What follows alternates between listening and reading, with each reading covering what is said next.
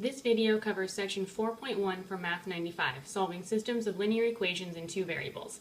In this video, we're going to learn how to determine when an ordered pair is a solution to a system of equations, and how to solve systems of equations using three different methods: graphing, substitution, and elimination. Alright, let's go ahead and get started. The first thing we should do is review what a solution to just one equation looks like. So the solution to a single equation is an ordered pair that makes the equation true. I'm just going to write that down. It's an ordered pair that makes the equation true.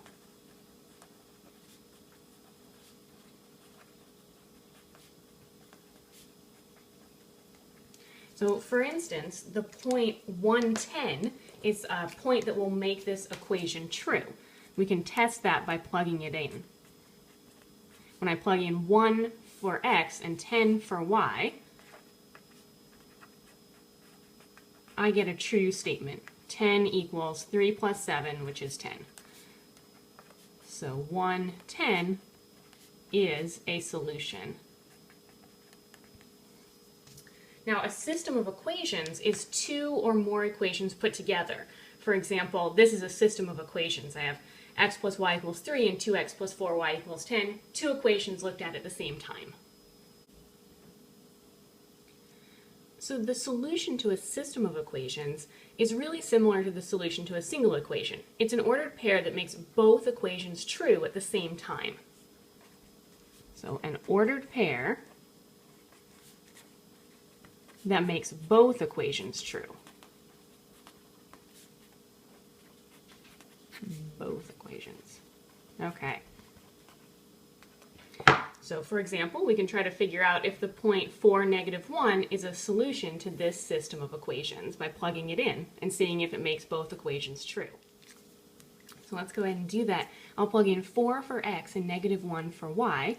So this goes 4 plus -1 equals 3. And sure enough, that's true. 4 plus -1 is 3. So we're halfway done. We still have to check that this point works in the second equation. So we'll go ahead and plug it into the second equation. 2 times 4 plus 4 times -1 equals 10.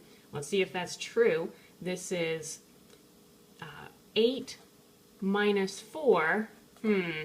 8 minus 4 is not 10. So this is not a solution to this system of equations. Even though it makes the first equation true, it doesn't make the second equation true.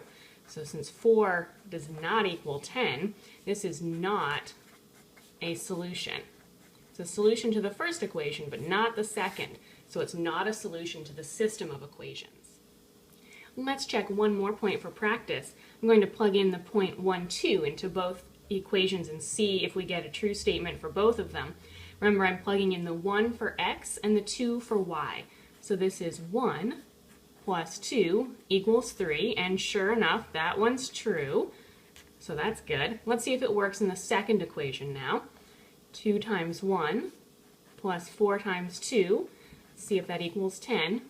2 plus 8 equals 10. Yep, that's true. So this is a solution because it makes both equations true. So the point 1, 2 is a solution to this system of equations.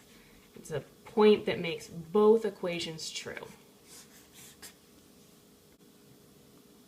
Now that we've learned how to tell if a point is a solution to a system of equations, we're going to move on to finding those solutions for ourselves. And we're going to start with solving systems of equations by graphing. Now, if a point is a solution to a system of equations, that means that it's a point on both graphs. So to solve by graphing, we're going to graph both equations and then find any points that are on both graphs. So we're going to find, looking for the points where the graphs cross. So for example, I've already graphed this system of equations down here, and I'm looking for a point that is on both lines. And the only point that is on both lines is this point where x is 2 and y is 1. So that's the solution, the point 2, 1. Solving equations by graphing is actually pretty easy once you know what you're looking for. So this system of equations, though, when I graph it, I get two lines that never cross. These two lines are parallel, which I could actually tell by looking at the system of equations. Notice that they have the same slope. These two lines are never going to cross, which means that there is no solution to this system of equations. This has no solution. When the two lines are parallel, they'll never cross, so there will never be a point that's on both lines. That system of equations with no solutions should get us thinking about how many solutions are possible for systems of linear equations. So we just saw that when two lines are parallel, they will have no solutions. So I'm going to write that down. When the two lines are parallel, and I'm going to write a little reminder, you can tell if two lines are parallel by seeing if they have the same slope, or by graphing. Right. Could a system of linear equations have two solutions? Now, this is an interesting question for you to think about for a second. If I graph two straight lines, two linear equations, is there any way that they could cross more than once? I think if you play that through in your mind, you'll see that there is no way that you can have two solutions to a system of linear equations because the lines can never double back to cross over.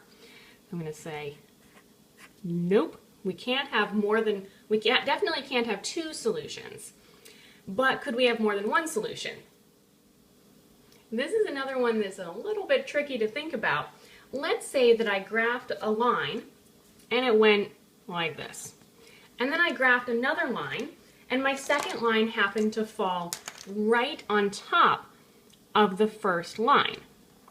In that case, every single point on both lines is a solution. It's something that makes both equations true.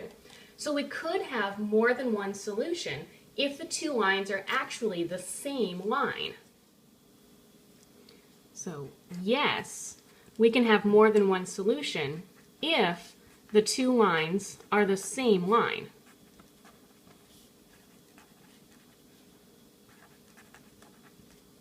And if that happens, if they're the same line, that means that we have infinitely many solutions, since every single point on either line is a solution. There are infinitely many of them. Infinitely many solutions. So in summary here, that means that we can have systems of linear equations with one solution when they cross just once, no solutions when the two lines are parallel, and infinitely many solutions when the two lines are actually the same line. So let's go ahead and put this idea to work. We're going to go ahead and graph these two equations and see what happens and see how many solutions the system has. This is a good opportunity for you to review graphing lines and graphing equations. Now, I could solve each of these equations for y, putting it in slope-intercept form, and then graph the equation using the y-intercept and the slope. But I'm going to go ahead and graph these by making a table of values, just because I want to remind you that that's another way that you can graph any equation.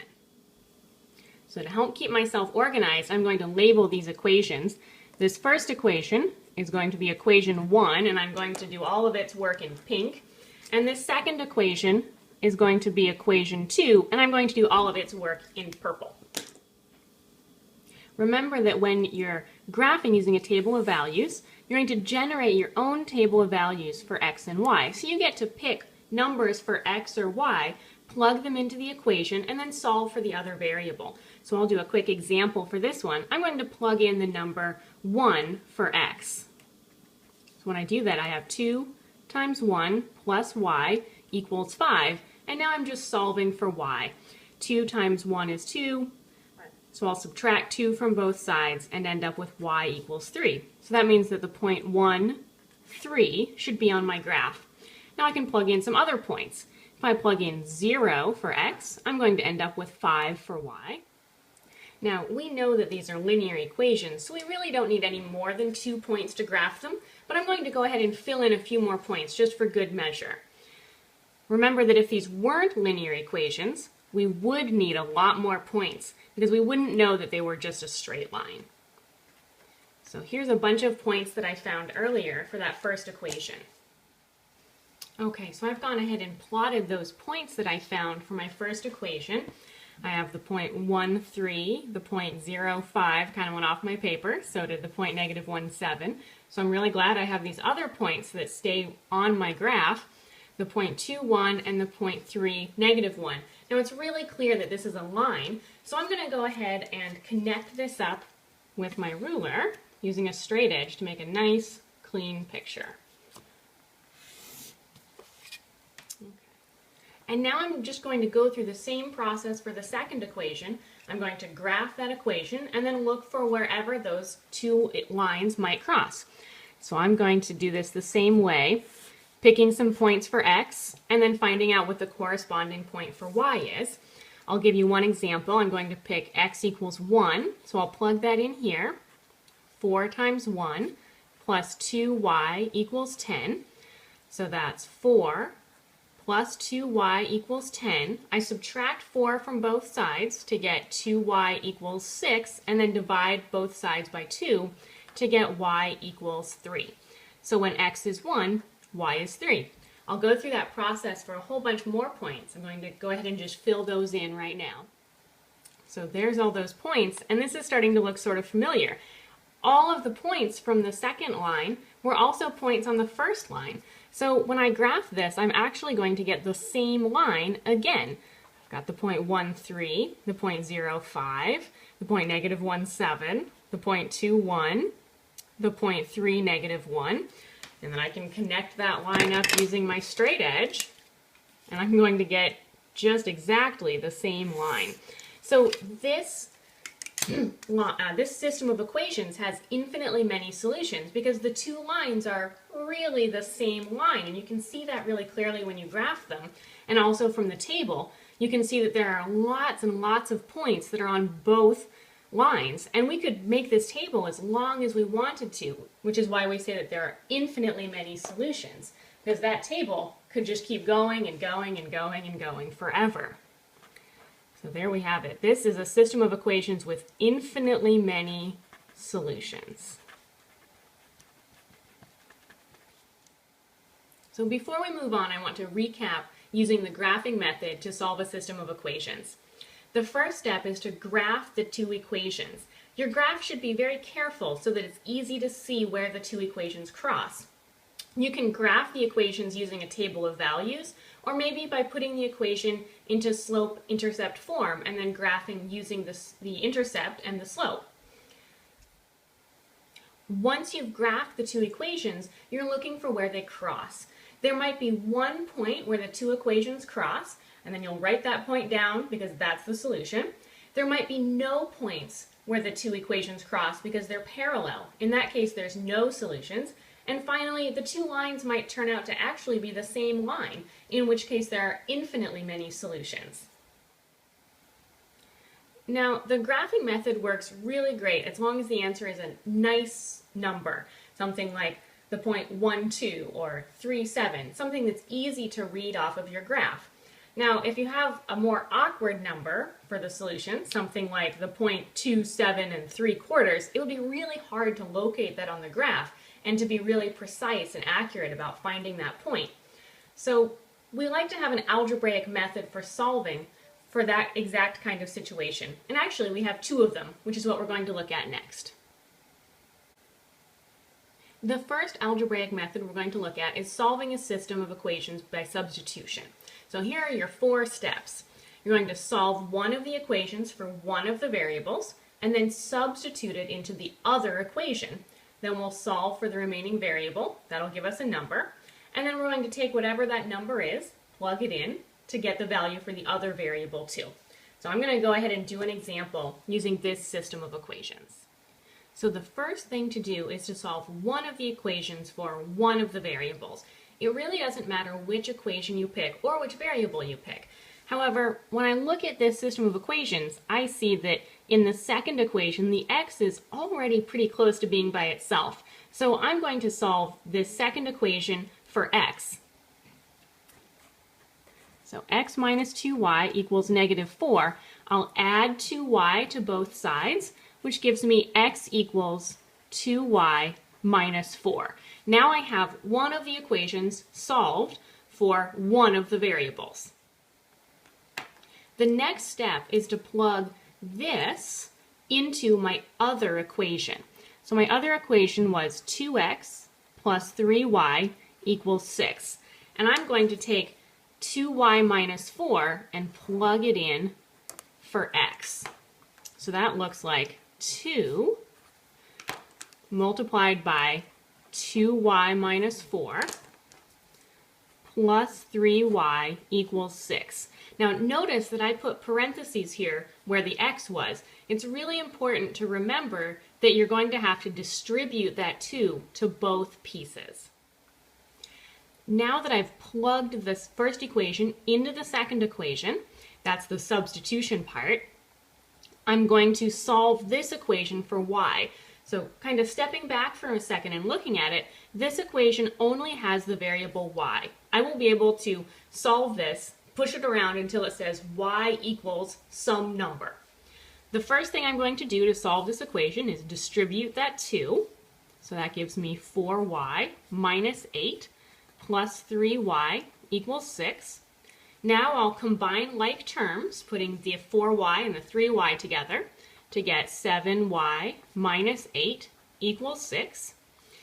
Now I'll add the 8 to both sides, so that 7y is 14, and then divide both sides by 7 to get y equals 2. So at this point I'm feeling pretty pleased with myself. I've gotten a number, y equals 2. Now don't forget that we need two numbers, we need an ordered pair.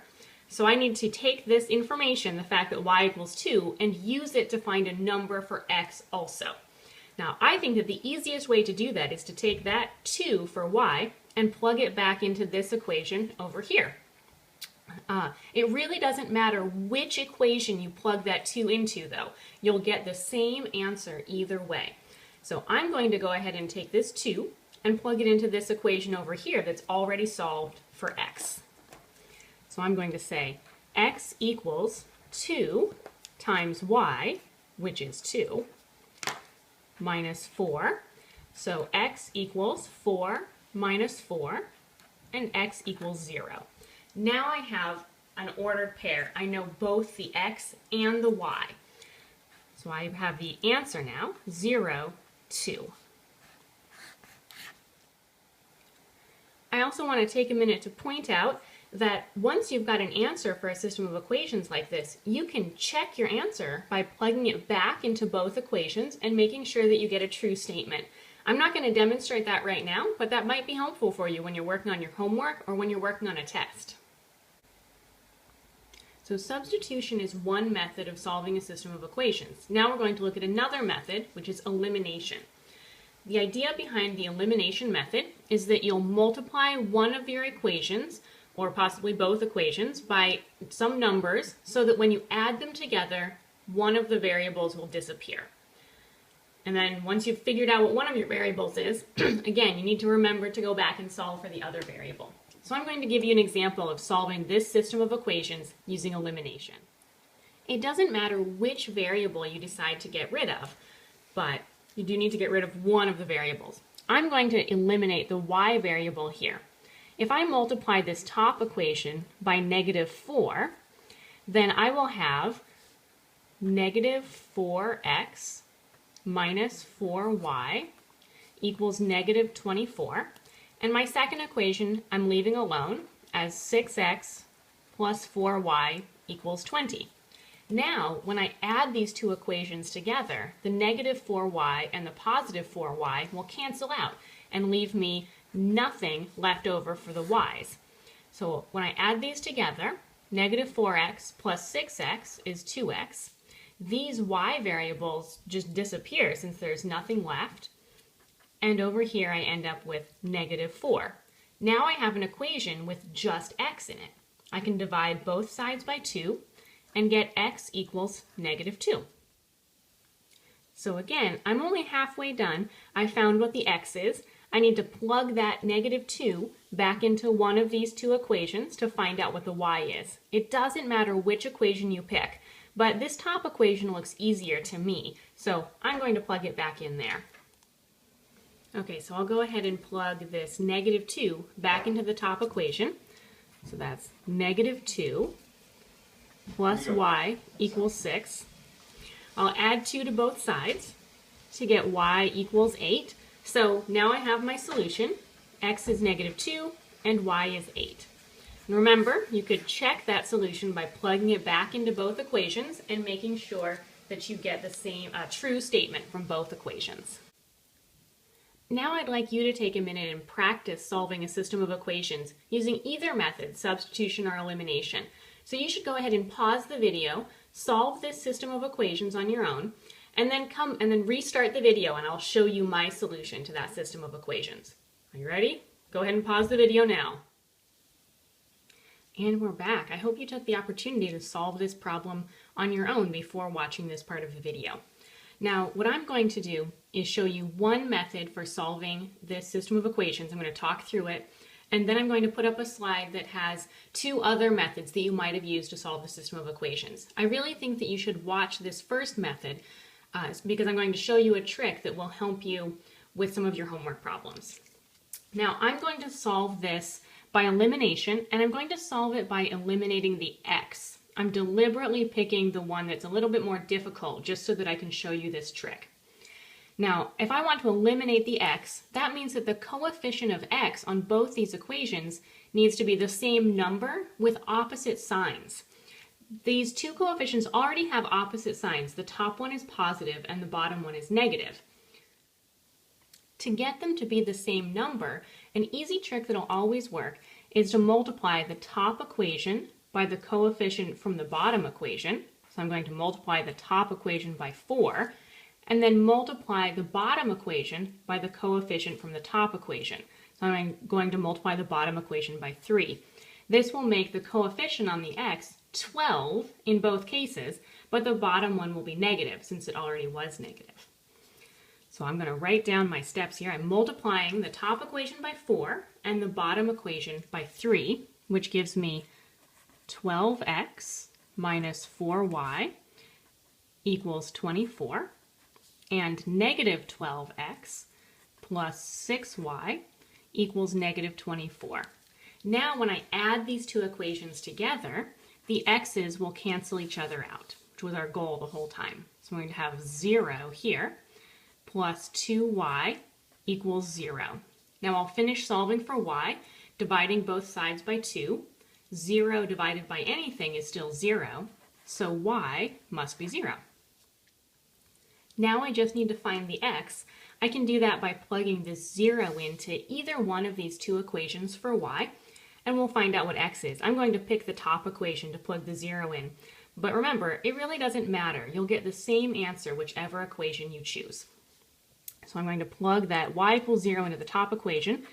3x minus 0 equals 6, or just 3x equals 6. Divide both sides by 3, and x must equal 2. So that means that my answer here is the point 2, 0. So now that I've shown you that one particular method of solving that system of equations, I'm just going to put up this slide that has 2 other things you might have done. You might have chosen to eliminate the y first instead of the x, or you might have chosen to use substitution. So if you want to, you can pause the video and look through these solutions here to see how I did those. Now that you've had a chance to look over that slide with the other 2 solutions, I'm going to move on to doing a couple more examples. I'm going to solve this system of equations using elimination. Now I notice that if I multiply the top equation by negative 3, the coefficient on the x will be negative 12, which will cancel out with the x on the bottom equation. So I'm going to go ahead and do that. Multiply the top equation by negative 3, which gives me negative 12x plus 21y equals 21, negative 21 actually. And the bottom equation is still 12x minus 21y equals 24. Now my next step in the elimination process is to add these 2 equations together so that the x's cancel out. I get 0 x's and I also get 0 y's, and then I have 3 on the other side. So this is 0 equals 3. Now this should be setting off some alarm bells. Not only have both the variables disappeared from our equation, but we've been left with a statement that is just not true. 0 does not equal 3. Now, we haven't actually done anything wrong or made any mistakes, although it wouldn't be a bad idea to go back and check. It's just that this system of equations has no solution. When you are working on a system of equations and you end up with all the variables disappearing and you're left with a statement that's not true, that's one way to know that the system of equations has no solution. We could also solve each of these equations for y, putting them in slope-intercept form, and we would see that they have the same slope, which means that these two lines are parallel. If we graphed this system of equations, it would look something like this, meaning that they never cross and there's no solution. So we just saw what happens when you try to solve a system of equations that has no solutions. Now I'm going to go ahead and do another example. I'm going to solve this system of equations using elimination. Now I notice when I look at this that if I multiply the top equation by 3, the coefficient of the x will become negative 3, and the coefficient of the x in the second equation is already positive 3. So when I add them together, the x's will cancel out. I'm going to multiply the top equation by positive 3, leaving me with negative 3x plus 9y equals 18. And then my bottom equation is still 3x minus 9y equals negative 18. Now I'll add those two equations together. I'm going to get a 0 here, a 0 here, and a 0 here. So what's happened is that all the variables have fallen out, and we're left with a true statement, 0 equals 0. What that tells us is that this system of equations has infinitely many solutions. So we're just going to write it like that, infinitely many solutions. Now, we probably could have noticed that this was going to have infinitely many solutions pretty early on. Notice that the top equation is just a multiple of the bottom equation. If I multiply the top equation by negative 3, I end up with the bottom equation. So these two really are the same equation. If we were to graph these two equations, we would find that they're the same line, one line right on top of the other one.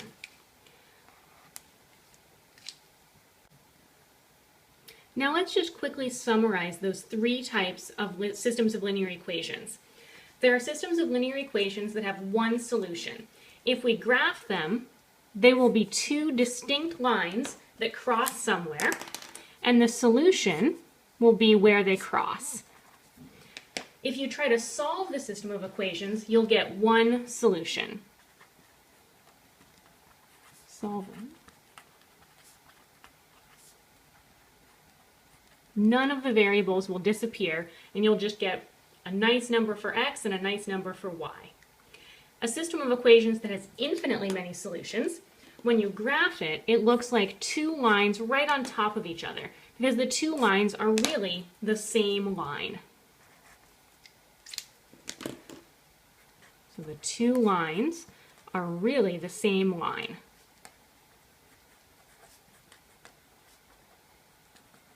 And when you try to solve it, you'll find that both variables disappear, and you're left with a true statement.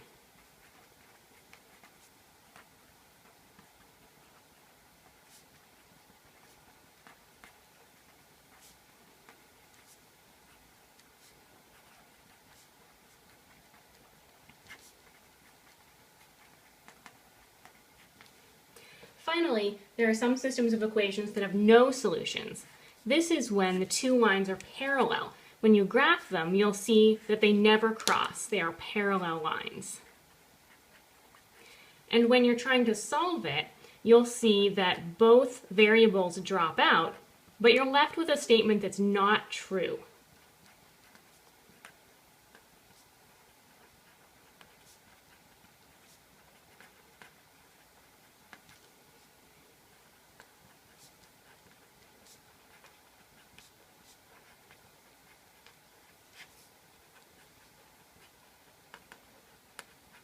So again, there are three types of systems of equations.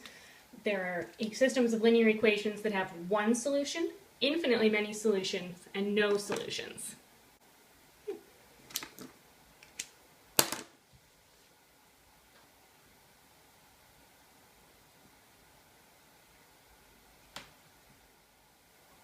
Okay, now you should be ready to go start on your homework for section 4.1. Good luck!